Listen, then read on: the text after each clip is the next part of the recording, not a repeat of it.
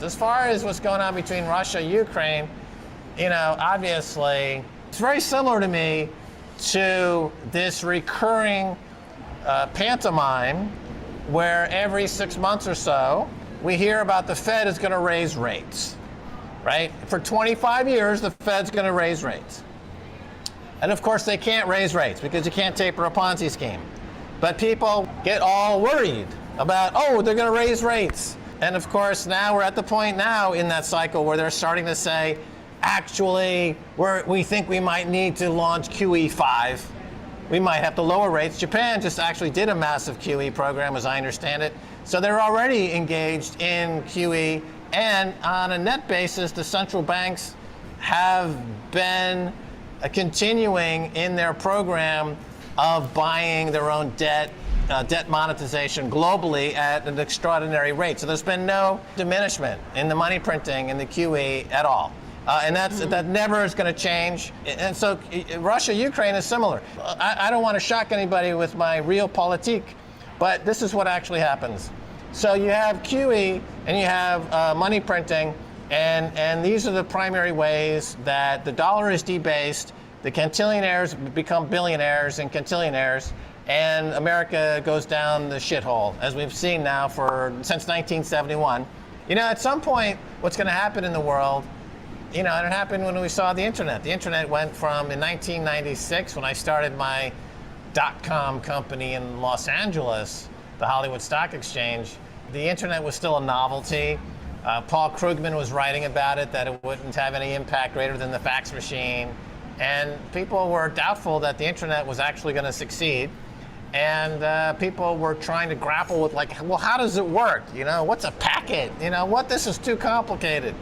And then it hits that inflection point, it becomes ubiquitous, and now we're in an internet world. So Bitcoin, similarly, what we're seeing here is what we're going to see in the rest of the world in a few years. That is, it's just accepted. People are not bogged down with trying to even know how it works or why it works. They just use it because it's part of the environment. It's part of the ecosystem. It becomes ubiquitous. It's as natural as using any other technology that becomes ingrained and inculcated in your day-to-day life. So that's what we're seeing right here. Bitcoin, hyper-Bitcoinization lives here. So you have people that are just finding out about it, people who are a bit into it, and people who are zealots.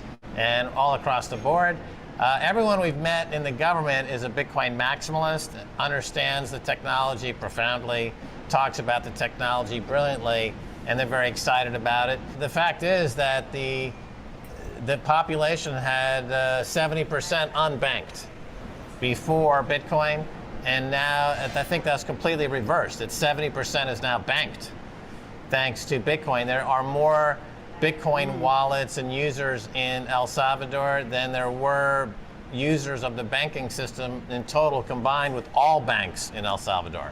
So there's been a complete flip in less than 6 months. So as you know, it's a virtuous cycle. Once you start thinking about Bitcoin, it changes the way you think about lots of stuff, and you want more and more and more, and then the community gets stronger and stronger, and so it's a virtuous cycle, and you see that playing out right here in a country that's made Bitcoin legal tender. So it's like a Bitcoin meetup times 1,000, powered by volcanoes, where you can go surfing. If it's not Bitcoin, it's centralized garbage, either relatively or absolutely. It's not secure. Ether can be shut off in a heartbeat. It's all on corporate clusters and servers, and if the government wanted to either A, classify it as a security, or B, consider it a security risk in some way, they could simply turn it off. And that everything tied to it, NFTs, all that garbage. And then it gets worse from there. Imagine if El Salvador had chosen any of the shitcoins, anyone, think of them, any of the thousands instead of Bitcoin. And Right. then he had been like to the IMF, who think they know better for what's good for El Salvador than the president does. So what would they do? Like, the leader of any of those shitcoins would be contacted by the US Department of Justice or the IMF or any of these institutions, and they would say, hey, unplug El Salvador from your coin. And they'd be like, okay. So, Bitcoiners, we're the only warriors out there. Game theory. So Russia is smart enough to respect game theory. whereas China, maybe not so much. That's why China got rid of their miners, because I think China leadership is very arrogant and they think they're above game theory. Russian leadership is very pragmatic and they see game theory playing out. They realize that what happened to the truckers and the centralized payment systems, to give one example, or to Julian Assange when they cut off from MasterCard, Visa, and PayPal, or when they sanctioned Iran over the SWIFT system. We have to create our own system for redundancy.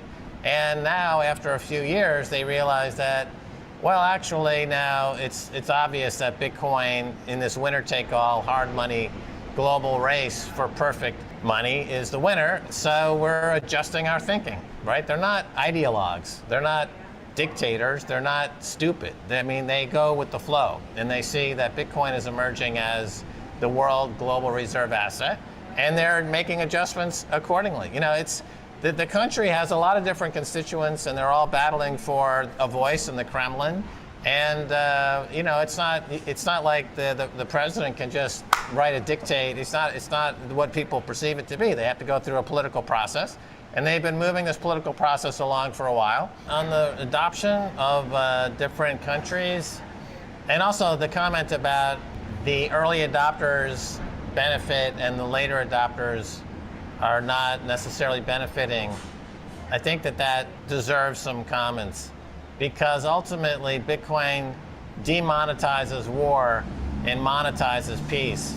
So we're all equally benefiting if we have global Bitcoinization by a world that love and peace have been monetized. And the actual orientation toward money, scarcity, hoarding, wealth is fundamentally changed. And I think that's going to be a big bonus for our whole species, to be frank. Now, if you look at which countries are in line to adopt Bitcoin, you have Central America and Africa are the two most active parts of the world. Central America, obviously, with El Salvador, you have 5 countries in Central America. They're talking to each other all the time. There's been a dream now for 150 years of unifying these 5 countries. That's now back in play. People are talking about it again. Bitcoin could be the standard for the entire region. We've got now the billionaires in Mexico are promoting Bitcoin heavily. Mexico is in play. Argentina is in play, with Strike is now in Argentina like they were in El Salvador. So Latin America, Central America, definitely Bitcoin adoption is exploding. And over in Africa, in Nigeria, Ray over at Paxville has done an incredible job in orange pilling that entire continent, really. And that's spreading all over Africa. It's because the use case, Bitcoin in Africa is incredible. These countries couldn't commerce with each other before Bitcoin, because even though they might be two miles away, you couldn't do any commercial activity with all these different countries because they were so balkanized financially. Imagine if you couldn't do business with New Jersey and New York and Connecticut and Long Island. You couldn't do business together because you were completely separate financial systems and different regulations. So Bitcoin breaks that apart, and for the continent of Africa, it's incredibly entrepreneurial, and now they've got perfect money. So we're going to see an incredible move there.